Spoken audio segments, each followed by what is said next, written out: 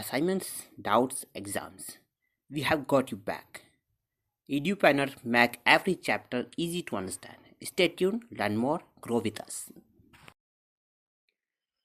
In this question, the first thing we do is we calculate the time constant. So I'll call this TC, or in fact I'll write it out fully, just so that we don't get confused later on. And this is equal to the resistance multiplied by the capacitance, which in our case is roughly 330 or 33 kilo ohms multiplied by 28 microfarads.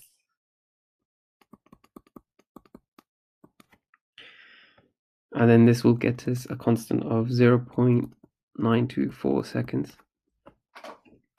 And then the next thing we realize is that the voltage is 120 volts root mean squared.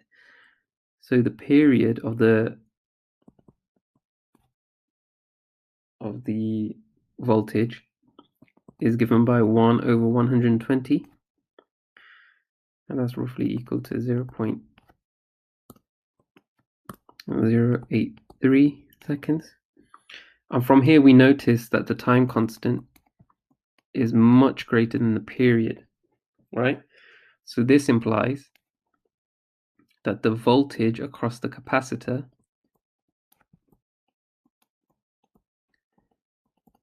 can be thought of as constant.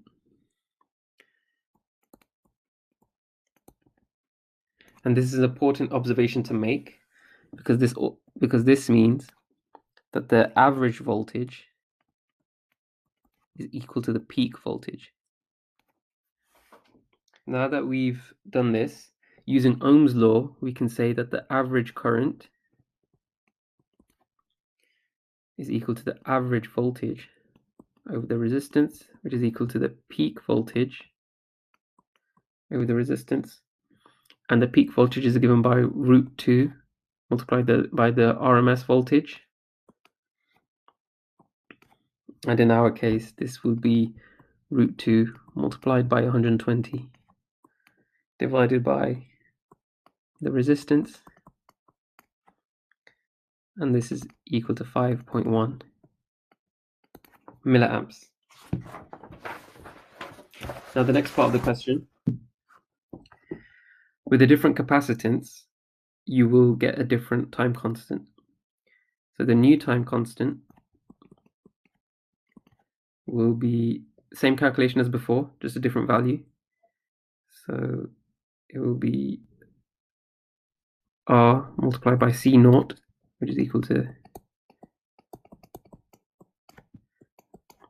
by 0.1 times 10 to the minus 6 in this case, which is equal to a much smaller time constant.